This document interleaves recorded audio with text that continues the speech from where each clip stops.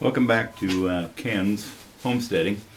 There was a video I was watching yesterday, and I didn't accept the premise, which we'll get to here in just a little bit in the video. But my channel, I've had a couple of blacksmithing videos on my channel so far, and what I'm trying to do is homesteading. So if you get an opportunity that you can increase your knowledge level on any one subject, and we'll go through a lot of subjects, but so say blacksmithing, you need to, if you're on a homestead and you want to be more self-reliant, you need to at least experiment and have the tools available that if the system breaks down, you can at least make a part. And what I've been doing up to this point is just for educational purposes is I just got a couple pieces of half-inch round. This is I think I bought a 4-footer from a box store just for educational purposes. Now they come in handy, they work good, but this is just what you should start out with if you're trying to grow your experience in blacksmithing. And now I'll leave a link in the description on a lot of this stuff, including if you want to purchase this set to get started. I did not. I wanted to use this as a learning experience. Now since then, and I'll give you an example. So say you have a chisel. This is just an old chisel, old chisel. I don't know how old it is. Broke tip off, and instead of going to the local box store, or if you can't go to the local box store anymore and you need to repair this chisel, you would use this forge or a forge like this one, which I'll link, to put a tip back on it, which I haven't done, and I have been, and just a Christmas presents. It's a knife that I built out of railroad ties, and it's good experience just to try and get a bunch of railroad ties and build knives out of it. Now this knife right here has a 3/4 twist in the handle. This knife has a 1/4 twist in the handle. Now I haven't finished this one up. None of them have. They've just been pounded out. But you see this handle from the spade to the beginning of the knife? That's approximately 3.5 inches in a 1/4 twist. This knife is in about 2 inches with a full twist, and see how tight that twist is? And then I'm going to pound this out later on, but then you have more blade. Now the video that I watched, it said, let me see if I can quote that, it said the perfect starter anvil. Now it's the anvil I seen, I estimated it $500 to $800 for the anvil that I seen.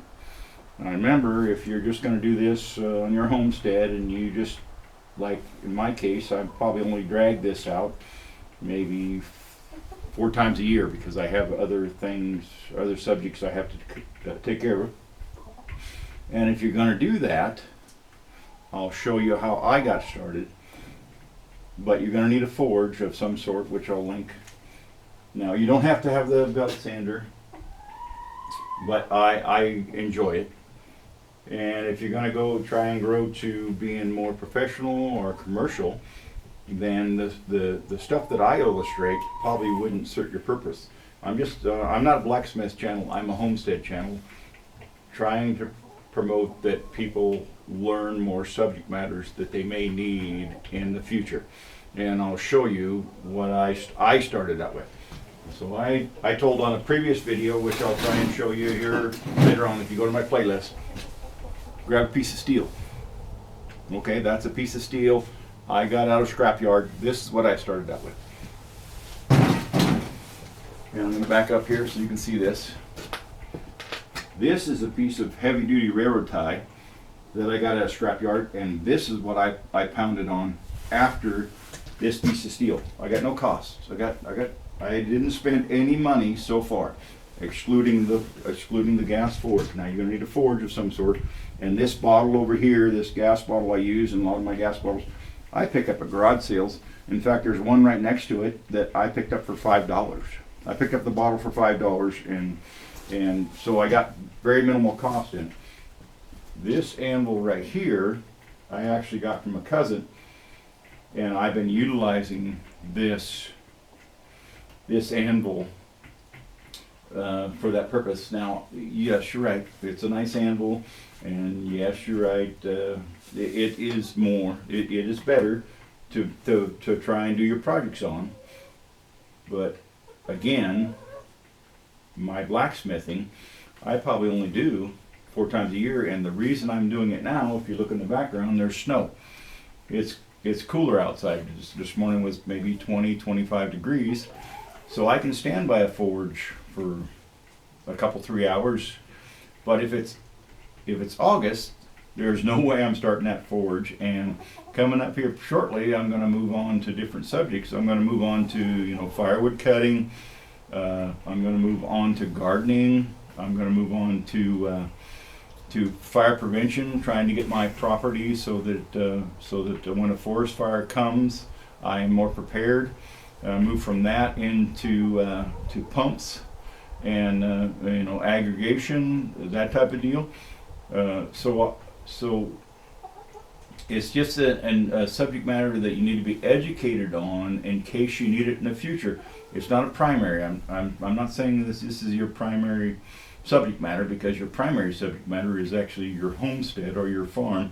And if you have some slow time where you can actually, it's cooler, and you set up the forge, or if you need a part, say you need this or you need a bolt and you can't find a bolt, or you can't find a shackle, a handle for a door or a hinge, then you set up the blacksmith and utilize it for that purpose, because you're previously educated on that subject matter. The more subject matters that you can be aware of or educated, working, not a professional, working not in a commercial role, the better off you're going to be as you're going to go forward on your homesteading. Now on the end, I will show you how I set this up, and I will try and link a video off my playlist to this video so you can move and see how I set this up. But this is just a temporary condition that I use, and on that other video you'll see that most of this equipment was actually in storage and I didn't utilize it. Thank you. Have a good day.